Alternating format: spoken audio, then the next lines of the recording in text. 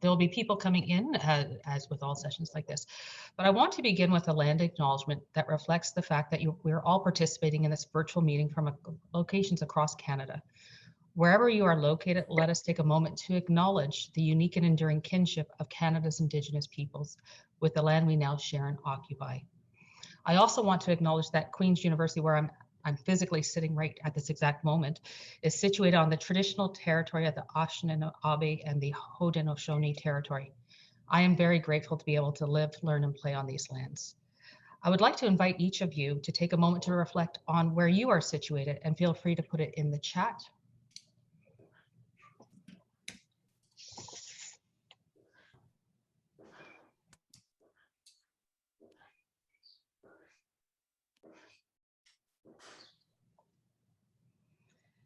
So on behalf of the Board of Directors, I'd like to welcome everybody to the special meeting of the STLHE membership. Your attendance is very much appreciated. As you know, this meeting was requested by the prerequisite percentage of the voting membership as per our bylaw, section 6.2. However, quorum for a meeting of members is 5% today, and that represents 46 individuals. And as you can see, we have not met quorum. Having said that, the board has already held an information session regarding governance changes it plans to bring to the upcoming AGM on Friday, and we welcome this second opportunity. So although we haven't met quorum, we are absolutely delighted to have this session with you, and we will proceed without quorum. We hope that today you will have all your questions answered, and we greatly appreciate your interest in our society's governance. We have been on what feels like a very long governance journey, with some twists and turns that perhaps need more explanation, as with COVID, a heavy board agenda, and let's be honest, some legal challenges made this a difficult year for everyone. The board would like to set matters straight here today about this governance journey. In today's session, the Secretary Miriam Carey and our legal counsel Jordan Allen will respond to any of your questions. We won't be repeating a walkthrough of the bylaw revision, as we did that at our information session on May 20th. And that detail is available in a recorded version of the information session, along with an annotated version of the bylaw changes. We are recording today's session, as well, as I mentioned at the beginning, for those who are unable to be in attendance, but who wish to be well informed when considering the bylaw revision at the AGM on Friday. And please register for the meeting if you haven't done so already. But first, let me provide you with a little bit of background before we dive into your questions and concerns. To set this stage, I want to remind you that the board set out this past year to consider a broad range of issues related to the governance of STLHE. But in this short time, based on legal counsel, we decided to deal with the limited yet urgent requirement to bring our bylaw in line with the federal legislation that governs us as a not-for-profit entity. As a result, the changes before STLHE membership pertain only to the very necessary work of bringing our bylaw into compliance with the Canada Not-for-Profit Corporations Act. These changes do not in any fundamental way change the democratic and accountable operations of STLHE. In some ways, the openness is enhanced with new provisions for board elections. Last spring, governance first became an issue with the board in its April meeting of 2020, committed to a review of our bylaw and policies going forward. This is a natural process of good governance. At the time, we committed much of our all-day board meeting in June to governance issues, and we invited new directors not yet elected to the board to join us for information. At the meeting on June 8th, 2020, the board decided to strike an ad hoc committee on governance and required that it come back with recommendations to the board at the September meeting. The ad hoc committee comprised of Michelle McDonald, our executive director and the chair of the group, Laura Kinderman, our vice president, Ilana Cooperberg, our treasurer, Miriam Carey, our secretary, and Carolyn Hosler, the then incoming chair of the EDC. The ad hoc committee met regularly over the summer and held its last meeting on September 10th in advance of our September 24th, 2020 board meeting. At the September meeting, our secretary advised the board that the committee report was near completion, and at that time anticipate having it done within the next 2 weeks. However, in this October meeting, our board strategy changed quite a bit. Based on legal advice, the board discussed the possibility of limiting its governance shifts solely to the revision of the bylaw aligned with the Canada Not-for-Profit Corporations Act. The board felt that this was the best course of action because it was simple and necessary, but it meant that the report of the advisory committee was no longer front and center, and more conversations about governance would happen in the future. It is worth noting that our society's insurer also signaled that the board liability would be in jeopardy if the society's bylaw was not brought in line with the federal act. The board received the report from the Ad Hoc Committee on Governance in its December 2020 meeting package. It did not, however, approve the report itself, deciding in January to only approve in principle a move towards governing by policy, a governance approach adopted by many not-for-profits. No other aspect of the report has been discussed or enacted by the board, with the exception of the legal alignment of our bylaw within the Canada Not-for-Profit Corporations Act, as originally discussed in the board in October 2020. The board does have concern that the misunderstanding and misinformation that has been circulated within our organization about governance changes have damaged some of the trust and respect we value so much. It is particularly hard to witness given that our board members have volunteered their time and expertise to serve in various capacities during a pandemic and with the ongoing legal challenges. We are hopeful that this special meeting, building on the information session we offered specifically on the bylaw revision, will finally put to rest any concerns and questions about our current governance approach. I can also say that the board has absolute confidence in the governance package that will be considered at the upcoming AGM. Finally, I want to remind that you all have access to the background information about these changes, and they're available on our website, including our secretary's response to the petition, a chronology of board discussions relating to governance and specific bylaw changes and other board management issues, a set of frequently asked questions, which have some of the commonly asked questions that we've seen, a link to the information session held on May 20th, and the annotated bylaw changes. Before I hand it over to Miriam Carey, I'd like to introduce our board members present today. With our legal counsel and governance, Jordan Allen of Miller Thompson. Jordan will be available to advise us and you on any legal questions that you may have. And I'm just wondering if we could have the board members just turn on their video so we know who's here. Thank you.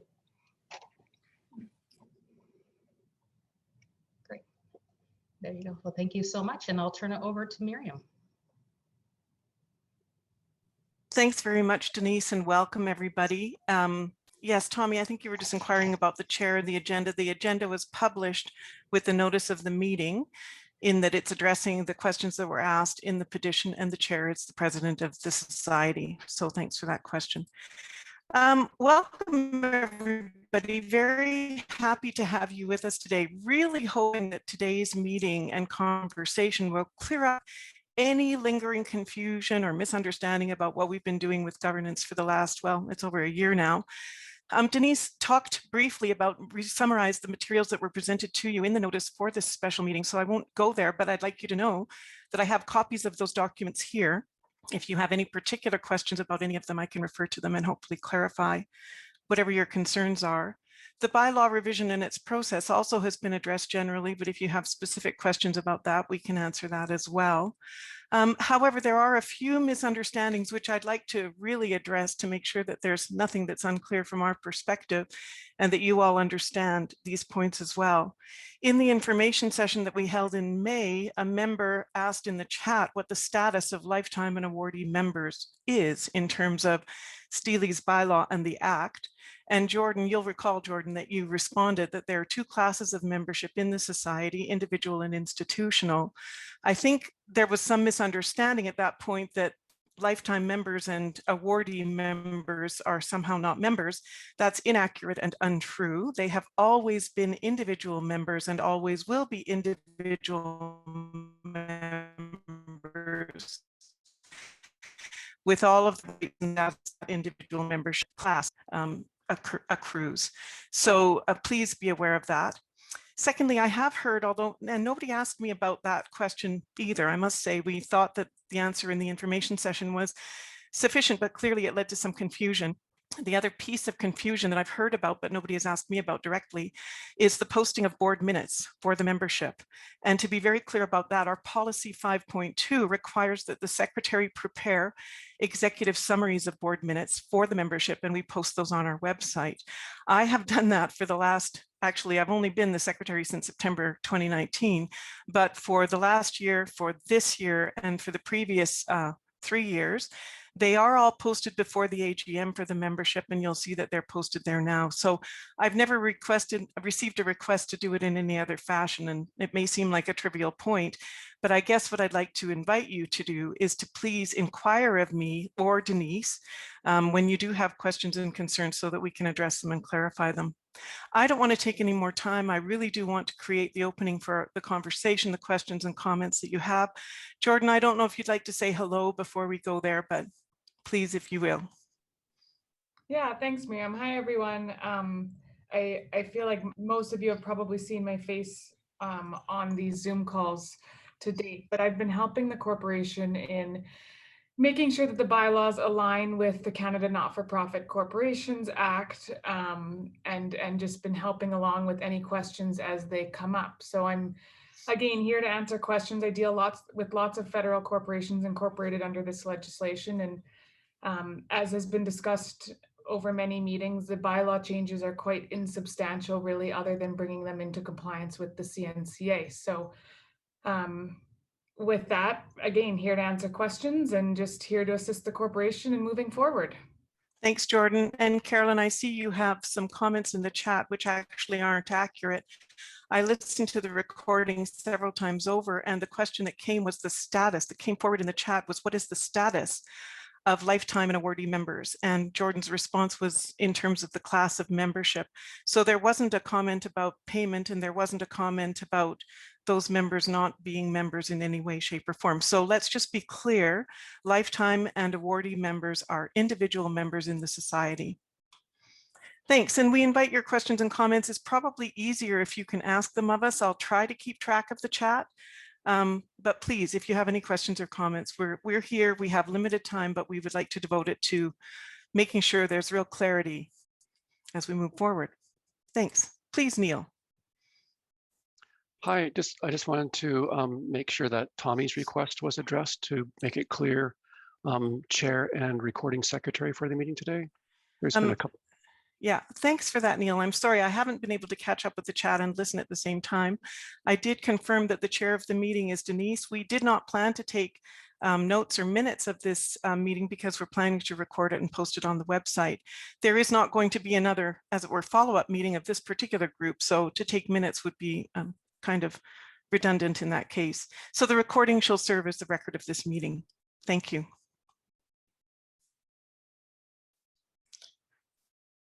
I'm trying to catch up with the chat here. Let's see, Carolyn Hessler, can you clarify criteria for individual membership? Yes, individual members, Carolyn, as you noted, can become members by paying the annual fee and renewing those fees. When they're complete, they also become individual members when awarded the right of that membership as a result of receiving a lifetime award, or in this case, in the case of other awards, now going forward, a 2-year membership. I see my internet is unstable, so I'm going to stop my video to try to stabilize it and proceed. And again, if any other board members would like to pitch in, you're welcome.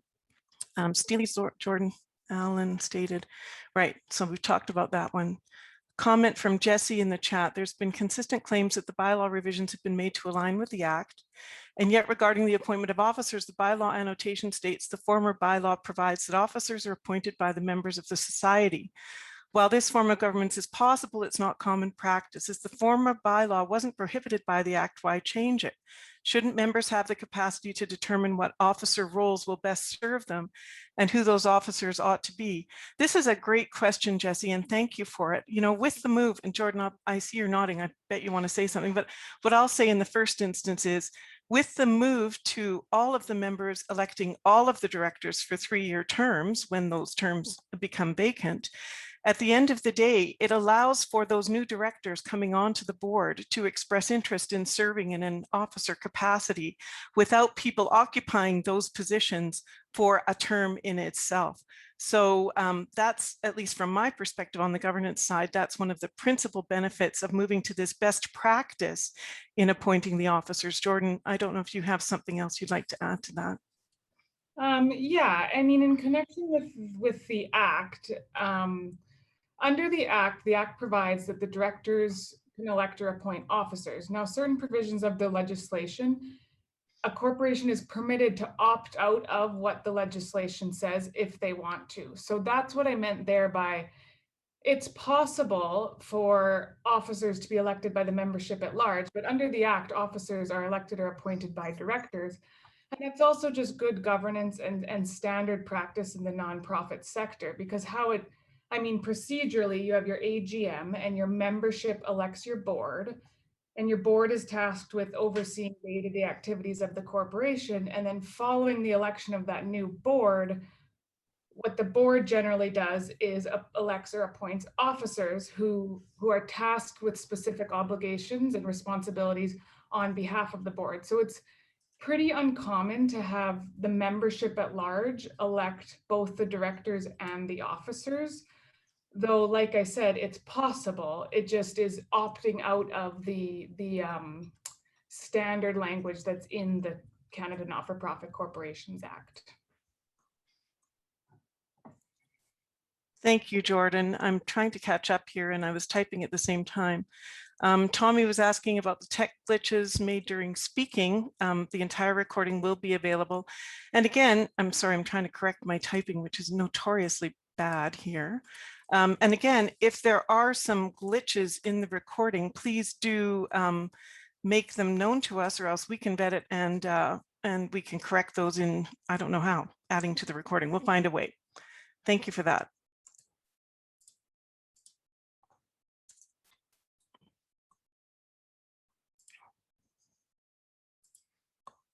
Sorry, Jessie, your hand is up. Thanks. I just wanted to follow up because I think, I have sort of a few different questions that ultimately circle around the same fundamental issue to me of transparency. It feels as though the changes being proposed make it harder as a member to contribute to the way that the society functions and have a voice in how the society works. There was a point made earlier about the executive summaries of minutes. And I mean, again, as a member, I find those summaries and the chronology that was provided for this meeting so lacking in detail that they provide almost no context or clarity for decisions made. They suggest to me that the goings, basically I have as a member, very, very, very little information about the goings on of the boards, how decisions are of the board, how decisions are made. The changes to the bylaw seem to increase that, just the distance between the members and how the board functions. So that's ultimately what the concern is for me around these things. So, I mean, I think there are ways to remedy these issues, but I think, you're asking the members to put a lot of faith in this board, and I will add as well that it is ultimately through policies and not the bylaws that STLHE operates. And there's no, input or control that the membership has over those policies and how they are enacted. So maybe this is more of an open question about the faith that you're asking your membership to put in its board based on, what in my opinion is very little information. Thank you, Jessie, for your comments. And I will just say that certainly I have put in many hours attempting to be as clear and transparent as possible about the governance process that we've been through since really April 2020 and responsive to all the questions brought forward. The reality is that policies are quite distinct from governance at a high level. And Jordan, maybe you'll speak to this a little bit too, but the responsibility of the directors is to govern the society in terms of the operational matters and movement forward on that front. And a lot of the policies that we implement address board and administrative operations. That's what they do. The bylaws ultimately are the director's responsibility to revise, to be on top of and revise, which is what we've done this year, and taken legal advice, legal counsel on that. Expert legal governance counsel has been taken to revise our bylaws to align with the Act to align with the Act. And at the end of the day, that would be my response. We have tried at every instance to be as transparent as possible. I have received no further questions or comments from anyone directly since the special meeting notice went out and the information was attached. So I'll leave it at that in terms of questions. I'll leave it at that. And Jordan, if you have any other comments, please feel free, or anybody on the board, frankly. Yeah, I don't really have anything to add other than just acknowledging your comments, Jessie, and just clarifying the role of the members is to make fundamental decisions about the corporation, one of which is electing the board. And so you are putting your trust in the board to manage the activities and affairs of the corporation. So there's certain fundamental rights that members have to approve, one of which is approving the policies, or I'm sorry, approving the bylaw changes, which is what we're doing here. Now, the board generally is tasked with managing and approving policies, which don't generally go to the membership for approval. And that's just for efficiency's sake, in ensuring that the organization runs efficiently and smoothly. That's the board's task. And you can't hold the giant members meeting every time that you want to approve a new policy. And so that's where the bylaws and the articles come in, and any substantial changes to the organization always goes to the members for approval. I'm not sure if that clarifies or makes things more complicated, but I just wanted to make that note. Thank you, Jordan. Looking at the chat, thanks, Celia, for your comment. And Carolyn has another question. Why in the months that the board has been discussing bylaws, policy, and governance has the board not discussed, voted in, and planned changes with the membership or having any conversation with constituencies? If the board follows the values of STLHE, what is the purpose of not engaging and sharing with the members the governance report? Okay, two different questions there, and I'll take an initial go at it. I mean, I think Jordan just responded to the responsibility of the board to advance bylaw change and consider governance. So that's that one. The ad hoc governance report, as Denise mentioned in her opening comments, has become an advisory report to the board and actually hasn't been fully dealt with by the board. It was submitted after the initial draft was completed in September, at which point that report stood at 25 pages of length and 2 empty appendices. The final report was submitted to the board in December at 27 pages of text, so it wasn't significantly changed, but some things were filled out. The appendices were filled out. It's an enormous report, and the board has not considered it really in any way, except to agree the movement towards governance by policy, which is really what we've been doing in creating financial policies that bind us to making decisions in a certain way rather than on an ad hoc basis and the like that. So if the board follows the values of STLHE, what is the purpose of not engaging and sharing with members the governance report? Well, the reality is the board declared that work confidential because it was advisory. That ad hoc governance committee was meant to produce recommendations to the board for its consideration, which it has done. And that report actually noted the requirement, the first initial requirement for us to align our bylaw with the act that governs us, which is what we have done this year and all that we have done this year. So the rest of the report has not yet been considered by the board, quite frankly, might be considered now redundant or irrelevant or anachronistic by the board. And to be honest, we have 7 new directors coming in within a matter of days here. So it would be inappropriate and really, I don't know what else to say there, to share that governance report with the members when the board hasn't honestly considered it or done anything with it. And the board may consider it to be, as I say, irrelevant or not useful at this point in any event. So that's my response to that. If anybody else wants to pitch in, by all means, please do. So Neil has his hand up and Nicola. I just wanted to point out, Celia has a good question in the chat about which we've discussed at the board level. Is it not odd to have a governance structure where one section could be represented by someone who is not a member of that section?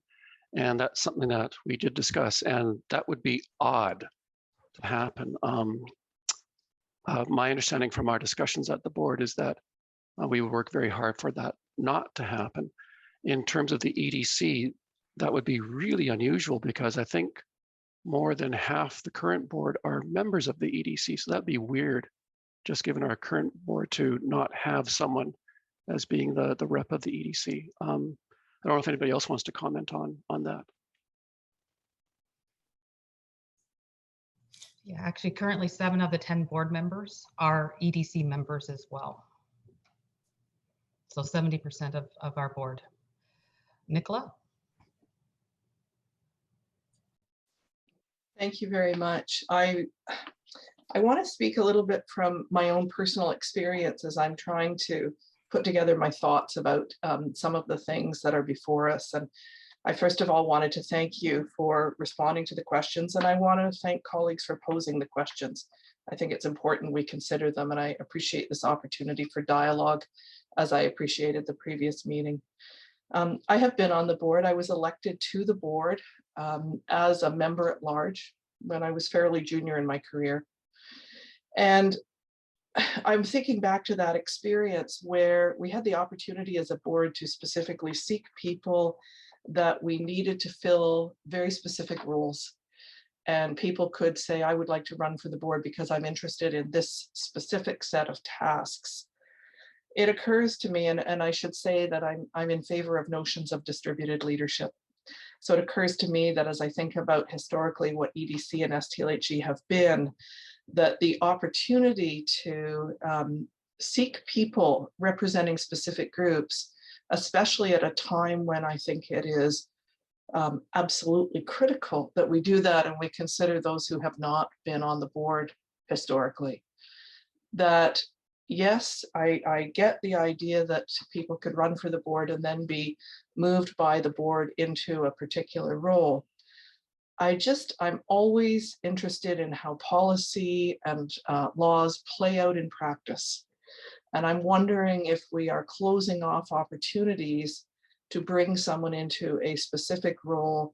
You know, for example, one of the historical challenges has been finding somebody who had the skills to be a treasurer and the interest in serving. And it was always a fairly specific role that we sought somebody for. So I get it, people could still run for the board, but I think that it might be challenging. And while I understand that it is more common practice for not-for-profit, I don't know that STLHE is a typical not-for-profit. So I don't know, I'm a little concerned about it, but then I also reflect that while I was on the board as a member at large, because of the kinds of things I was doing, I was invited by the president at the time, who was Julia and Joy Mighty incoming, to be the VP for the Scholarship of Teaching and Learning. And that seemed appropriate. I mean, the board had to ratify it. The membership had to ratify it, but it seemed appropriate at the time. So I don't have a question and I don't have any answers. I just wanted to share from my own personal stance, and thank you for that opportunity. Thank you, Nicola. Genevieve, you have your hands up as well, I believe. Yeah, I would like to make a comment, and maybe it's a question just to verify that I understand this correctly. So what Nicola talked about is one aspect of the issue that we're discussing. And I see in the chat as well some questions about, well, what does that mean for EDC, given that there is no official rep, right, on the STLHE board moving forward? My understanding as an EDC member too, and where I truly and firstly belong, is that this is where we don't have wiggle room, because, and I'll ask you guys to confirm that my understanding is correct, bringing the person who's elected at the head of the constituency group into the board of directors is problematic, because then the board of directors elect them on the board, not the entire membership, right? So we need a different mechanism. We need one, but it cannot be that one. We need a different way of having an official EDC voice in the affairs of STLHE. Is that an appropriate understanding? I'm sorry, Genevieve. I honestly admit I was trying to type in the chat, so I missed your exact question. If you're asking me, yeah. Basically, please. what I'm asking is, I see that some of our EDC members are wondering about, you know, not having an EDC on the EDC chair on the STLHE Board of Directors, right, being problematic. But this is where the law doesn't give us a lot of wiggle room to do differently. That's because accurate. We cannot, as a board, bring in a director that was not elected by the membership at large of STLHE. That's accurate, actually, Genevieve. Okay. So thank you for that. Also, I'm seeing what I was trying to respond to was, Carolyn, your chat about, can we nominate from the floor at the AGM? We have no provision for that. And the reason why we don't is because we are a national and international organization with members all over the country and some members around the world. So at the end of the day, we have a process whereby we hold an electronic election, which has just closed yesterday, as you know. We call for nominations very publicly. We did so, I don't know, I think it was early May, after the nomination period closed, at which point we had 9 candidates for 7 positions. The electronic election is held, and then once that's verified, those directors who are elected will be put before the membership to be ratified at the AGM. The reason why we don't take nominations from the floor is because in that particular instance, the person has not expressed their interest and posted their information for all the membership to see at that point in time. Plus, we've had an electronic election. I don't know. I'd have to consult with Jordan. If we had vacancies, perhaps we could take nominations from the floor to try to fill those vacancies, but certainly we can hold by-elections to do that. And again, I'm just going to go back to the chat. Genevieve, did that respond to your question? Yes, thank you. Thank you. And just to add one thing to Genevieve's question, the EDC, and I mean, the EDC, are we referring to the executive committee?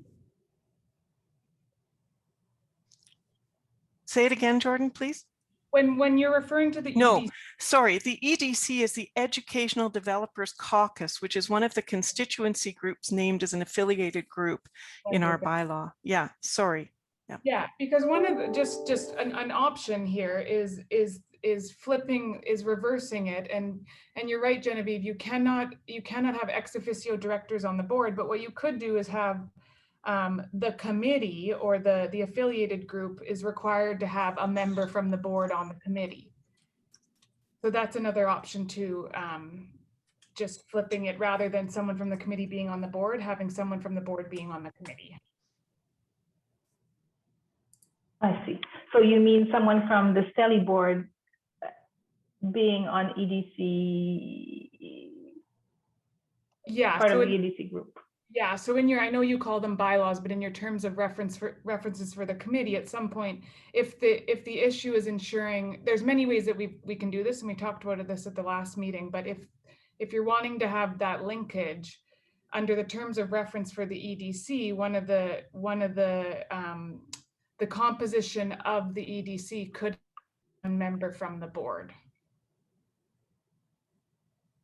Sorry, Jordan, I missed your last sentence there. A member from the EDC could be nominated? Is that what you said? A member from the board could be on the EDC. Oh, certainly. I mean, that is the case. And again, Jordan, aware that you're not familiar with our structures, but there are many members of the EDC who currently sit on the board and will sit on the new board once it's ratified by the membership at the AGM. So that's always the case. But I mean, one of the points I'd like to make, and I made it in the information session as well, is that some of this we're going to have to live into. The reality is that the bylaw language change was only approved by the board in the April meeting, so there hasn't been a whole lot of time to actually start to construct what this is going to look like. In addition, the chair of the 3M Council's term has expired now and is finished, and the chair of the EDC resigned from the board. So the reality is there hasn't been an opportunity for those chairs to get together and start speaking about what this might look like, how we might liaise, we as the board might liaise with those constituency groups and others, by the way, the TLNs, and we don't have any SIGs at the moment, but should we have any? So at the end of the day, I think that some of this is going to be lived into. And I also think, Jordan, you had mentioned to us, I think it was in the information session, I believe that this is accurate, but please correct me if I'm wrong, that the board may choose to specify members or call for nominations from members who have that specific expertise or represent certain regions and so on. The point is, we can't ex officio have directors become directors because they have a leadership position in any particular group or class. So that's what we've got to be looking at now. And as I say, some of this will have to be lived into. I'm going to go back to the chat now and try to catch up. And thank you. There's 2 questions from the floor, Celia and Carolyn, and Jen raised a question about who's chairing the meeting. and who's looking at the chat. We're actually all looking at the chat as well as I'm chairing the meeting, but the questions that are coming out are relating directly to governance, and Miriam, in her role as secretary, governance falls within her portfolio. So that's where you see some of the overlap happening. So I'm trying to navigate, the hands up as well as reading the chat, but it is within Miriam's portfolio. So thank you for that. Celia, you're next, and then Carolyn. Thank you. I'm not turning on my camera only because my internet's not great. So my apologies for that. So I think my concern is I can appreciate, Jordan, that you're looking at this through the lens of many different forms of not-for-profit sector organisations. So I think it might be important to really be aware of what might be, as far as I know, it might be unique to STLHE. I have no idea, but the structure of STLHE, in that we have, as has been said already, more than one subgroup. I would like to talk from the perspective of EDC. EDC members pay to be members of STLHE. They also pay an extra amount to be members of EDC. As a member of EDC, we elect a chair. We elect other people as well, but one of whom is the chair. And that the chair's role, amongst other things, is to be on the board of STLHE, to give representation, not just representation, but to be a fully functioning member of the board. So this change that's been proposed seems to undermine that. And in so doing, this is why there's so much bad feeling, I think. I mean, there might be other reasons, but for me, why there's concern about this is it feels very authoritarian and not democratic at all to remove that voice from a group of people who are paid up members of not just STLHE, but a subgroup of EDC. And having somebody from the board who may or may not have been elected onto the EDC executive, saying that they happen to be on the board so they can now attend the executive. That's not how we work. We elect the people who are on the executive. So what you're suggesting is that someone who's not elected to be on the EDC, but does get elected to be on the STLHE board, can then be appointed by the board to come into the EDC. I don't know if anyone else is having trouble with this, but I'm finding that very problematic. Yeah, and thank you, Celia. I mean, the issue here is the way that you currently have someone from the EDC automatically being on the board of STLHE is not permitted. It's not permitted under the governing legislation. So what we're trying to do here is come up with alternatives, because we can't do it that way. And in terms of the democratic process, this is because the membership has the sole authority to elect members. You cannot become a director without being elected by the membership at large. So what's being discussed here is, I totally understand this linkage between these affiliated groups and the STLHE board. And it's not that those members cannot, or that that chair or some member of these affiliated groups will not get onto the board. They can still be nominated, they can still be put forth and recommended. It's just they cannot automatically become a director without being elected by the membership. And so it's a matter of figuring out how to keep that linkage through other alternatives that are permissible under the legislation. Does that clarify a little bit? And figuring out a way to make that work, and whether that's through the bylaws or through future policies to make sure that linkage is there. But it's also not prohibiting a member of an affiliated group from becoming on the board or getting nominated or self-nominating to be on the board. It's just that they still need to be elected by the membership at large.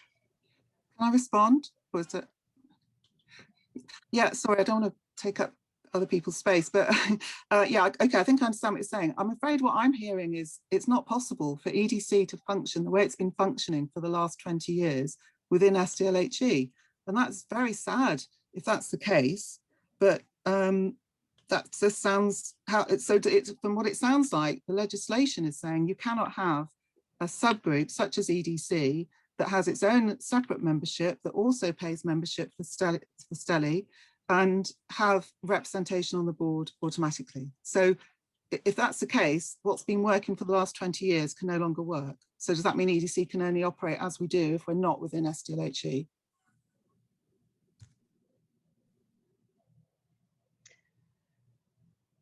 So I was just going to comment, one of the things to remember is that when EDC was formed, we were not part of the Not-for-Profit Corporations Act, and that was elected in.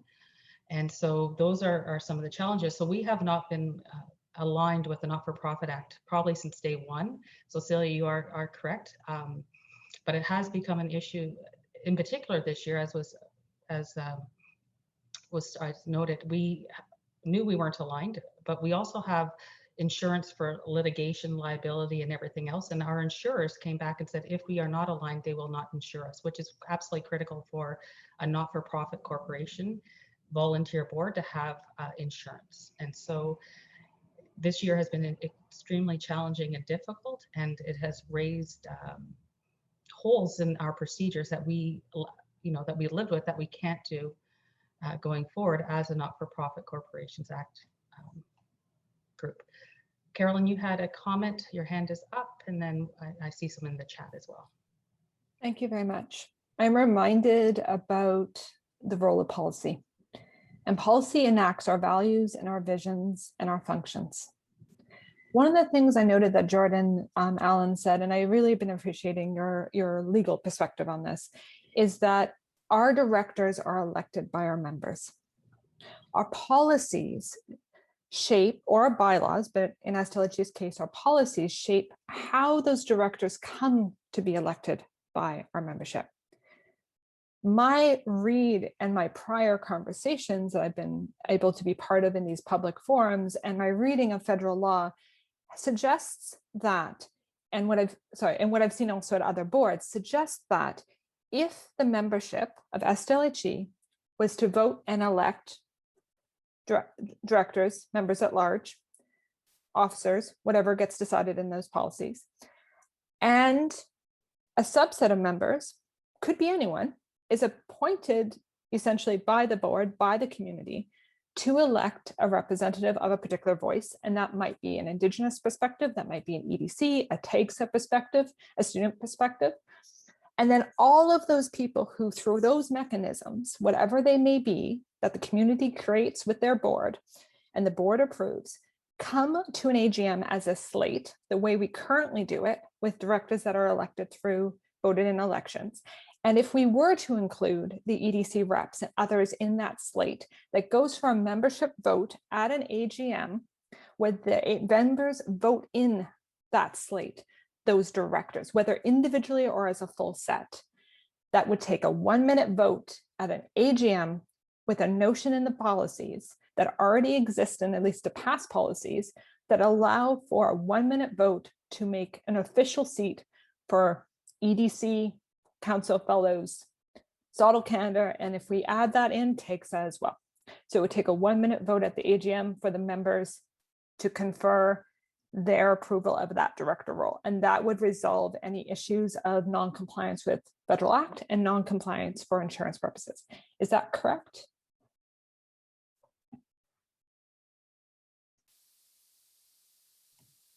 I don't know if I fully followed, Carolyn. What can you try to clarify? I don't know if I followed what you're saying. If let's say we show up at the AGM, okay, AGM, official AGM. If at the AGM the membership has a motion on the floor that they vote on that says, here's the list of people who will serve you as directors. These individuals have specific roles, and the membership voted yes. Would that be in compliance with the Federal Act as well as bylaws? So what kind of roles would these directors have? Like when you say roles, what do you mean? They might be something like an individual is to bring an Indigenous perspective, or an individual is to bring to be a representative going back to, their job is to convey messages back and forth between the EDC community and the board. So it may be like roles, like particular roles. It might be lived identities that they bring to the board. But if the membership was to convey that, it's not, but the membership votes them in at the AGM.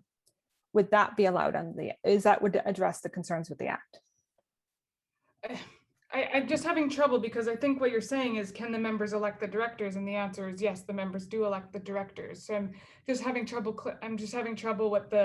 with the nuances that you're getting at. Okay, so the nuance has been that it's not been possible for EDC members to say, this is the person we want the AGM to be considered for this seat at the board table. But that, from my understanding, is the kind of how of selection, not the actual, can the members vote in at an AGM. So if the how, like if at the AGM, there's a announcement, say, here are the 8 names that we're voting into the board. And one of those names or 2 of those names come from constituencies saying, this is the person by the mechanisms of the membership to select. Those individuals come to the AGM and the membership votes them in as directors. Is that in accordance to the Act? Because Well, we've yes, but the assumption is that there's only 8 people that were nominated. If there's 8 members of the board and there's only 8 people that were nominated and the membership elects all 8 people to the board, then they'd be the directors. But if there's 10 nominations that are brought forward, then it's a matter of electing the 8 members of the board. Thank you. So this confirms that there is additional options that have not been, that could be done in order to address the concerns raised about who sits on the board and how they engage on and how they get there, correct? I don't know if there's additional, maybe we can talk, I mean, I don't know if I understand what the other option is that you're referencing, that I'm just having trouble. We might have to talk about this offline. Yeah. Actually, I'm just going to intervene because, Carolyn, I might be understanding what you're suggesting. I'm not sure, but it seems to me what you're pointing at is the possibility of changing the nominations process in such a way that certain persons, whether they're representatives or leaders of constituency groups, or they represent certain regions, or they represent certain equity marginalized groups or whatever, might be nominated to the board. And certainly there's nothing that prevents any of that. The point is that the election of directors to the board has to be held by the whole membership. So by virtue of those positions, there's no guarantee that that person would be elected as a director, unless there was some kind of machination whereby the nominations process did what we're just moving away from, which is actually name people ex officio to be directors. And that's what we're moving away from in order to align with the Act. And I would like to. So I'll leave it there. The other thing that I wanted to make was, sorry, if I can just make one more point, Carolyn, and I forget, it's way back in the STLHE. Well, I mean, at the end of the day, well, I see internet is unstable, so I'll turn off my video again and hopefully you can hear me. The EDC, any member within the EDC or any collective group of members within the EDC can separate, so to speak, can leave STLHE, STLHE at any time they wish.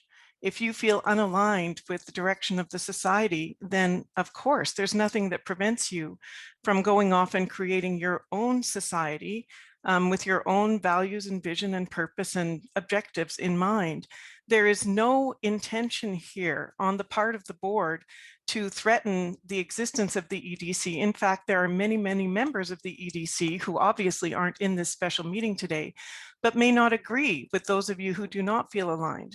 I presume there are many EDC members who do feel aligned with us aligning ourselves with the Act that governs us. So I just like to make that clear. The EDC will not cease to exist if a group of its members goes off and creates its own organization. That's entirely within your purview. And I apologize, Carolyn, you wanted to say something that I think I misunderstood. Yes, thank you very much.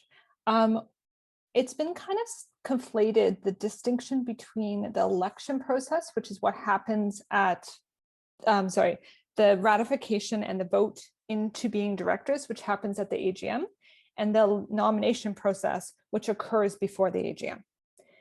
And for what I'm hearing from Jordan has been a confirmation that the membership must vote in all directors at the AGM or equivalent special meeting. That's accurate. However, there has been a consistent statement of this idea of ex officio, and it's either the chairs, constituent chairs are ex officio and cannot possibly be in alignment with the federal act, or they can't be on the board. And when I'm No, sorry. I just need to interrupt you there, Carolyn. It's no either or. The reality is the practice in the board until last year, actually, my knowledge is that until last year, when we actually voted you and Mel and Pat onto the board, there wasn't even a vote of the directors to have the chairs of the 3 constituency groups be directors. They just were directors by virtue of being elected to that chairship. Now, the actual bylaw itself noted that one particular sentence that you identified a few months ago now.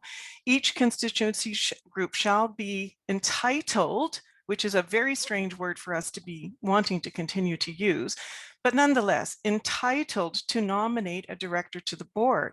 So that's why actually the bylaw was written cleverly to stand within the act.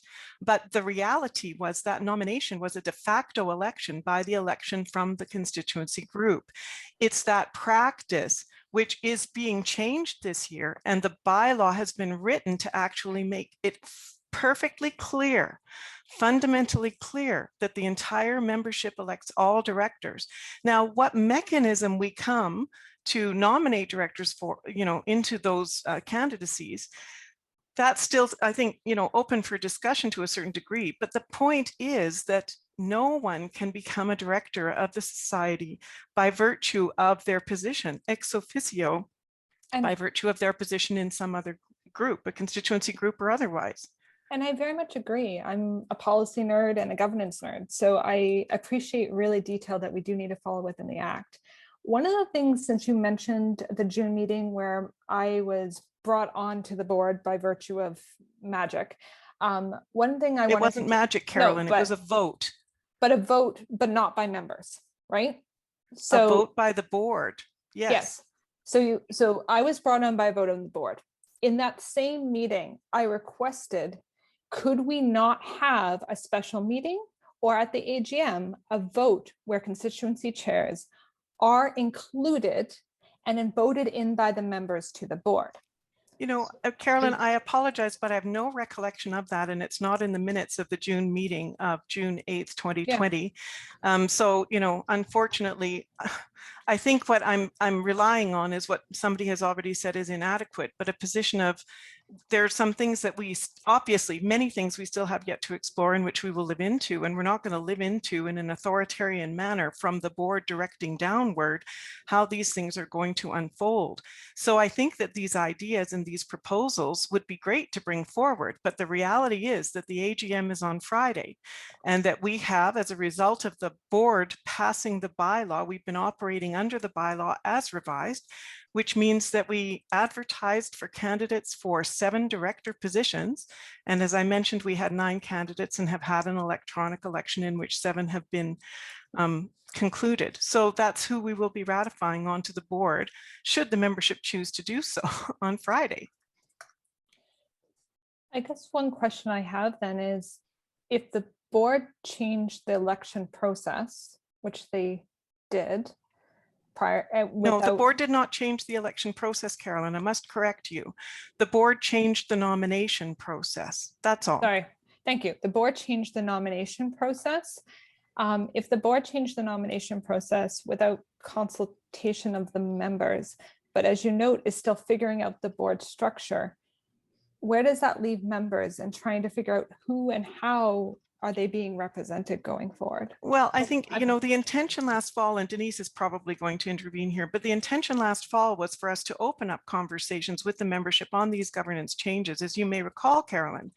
But in fact, there were many, many other things that we had to get to, including completing the governance report. So Denise, I'll turn it over to you as I see you want to speak. Yes, and I am conscious of the time. And so I just wanted to raise a couple of things as there's comments about whether we would have another special meeting. Absolutely, we are open to having these kinds of meetings. There is going to be a vote on Friday with the bylaws, and every STLHE member who is in attendance will have the right to vote for the bylaws or against. I just want to clarify that the EDC chair was not removed from the board. They resigned from the board. And why am I saying that? Because we are doing a stage process with this, so that when we talk about why is there no representation, there was a resignation. That is where I'm going with this is when we talk, and this is where I want to get to, when we talk about why was there no consultation, there was a whole plan on consultation. And let's be honest, the plan for how will we enact this, that has not been discussed at all at the board level. That is going out to all of our constituent affiliate groups, including the three EDC, the council, and SOTL Canada, but we also have our SIGs, which includes the TAGSA group, and we also have a number of teaching and learning networks. And we plan to do consultation to say, how do you want to be involved and how do you want to be engaged? We did not get to where we needed to be this year because of a whole bunch of things that were happening in the background, and as alluded to in the chat, that took up a lot of our energy as a board, and that was where we were. It is a very difficult situation to be in, to try and navigate being compliant as well as having all of these other things in place. So yes, we will have more conversations. And as I was saying, on Friday, there is a vote with the AGM, and we do have people to ratify a bylaw to pass and things like that. And it, you know, it doesn't sit comfortably with many of us for different reasons, those who have histories at the society, but also those who are new. We're still figuring out what does it mean. And I loved Robin's question earlier about what is the difference between a not-for-profit corporation and a scholarly association, because it is a question I ask regularly. The society at one point in time during, and Julia mentioned this last week at the keynote, they decided that the society at the time would become a not-for-profit corporation. Prior to that, it was not. And so those are fantastic questions to ask. And I think those are important questions to ask. They are different organizational features, and they do different things. And so all I ask is that each of you review the materials. Please keep sending your questions, because we will. So the question was, will we keep the chat? We're going to pull out the questions from the chat and they'll be added to the FAQs. If you have other questions, as Miriam noted as the secretary, although you can email secretary@stlhe.ca, your email will come back from her personal account. It is just a relay system. So please do forward questions or president@stlhe.ca, and we will do our best to answer them that we can. And we are relying on you as members to be part of the society and to engage. We, you know, the society only exists through our entire membership, not through a subset. So on that note, there is 1 minute left. Is there anything else? I think just a deep thanks to everyone for attending and participating, to Jordan for making herself available to answer questions of a legal nature. And thank you all very much. I hope to see you at the AGM, and thank you for attending. So, and just before we go, Tommy has asked a question about, well, we have the plan, you know, if the bylaw, there's two different plans. Obviously, the bylaws are passed, there's a plan. If the bylaws are not passed, there's a plan. But assuming the bylaws are passed, then we have to have meetings with the membership, with our different groups, because we need to figure out a way that we can communicate and work very closely together. So absolutely, we are going to be connecting as across the board and looking at all the different groups. So the governance conversation is starting, but the first is the legal alignment, and that's what we're working towards. And I believe Jordan had something she wanted to say as well. Yeah, and I just wanted to add too, like the draft bylaws that are put before you, all the questions are great, and the draft bylaws that are put before you are really quite bare bone. They're broad, and the main task was going through them and going through each provision of the Canada Not-for-Profit Corporations Act and making sure they align. Now, if these are approved on Friday or approved with amendments or whatever happens, the discussion doesn't end. And like you said, just because you're compliant with the legislation, then you really need to consider, well, what are all of our next steps? And whether that's fleshed out through another bylaw amendment or whether that's fleshed out through policies down the road, I think all the discussion today is really, really helpful. But I just wanted to be clear that these are broad, and maybe that's where some of the confusion comes from, but they're drafted broadly on purpose to make sure compliance with the Act and to ensure flexibility for you all going forward in terms of next step and moving the organization forward. Great. Well, thank you everybody for coming, and please, again, feel free to email any more questions, and we will hopefully see you on Friday. Thank you for coming.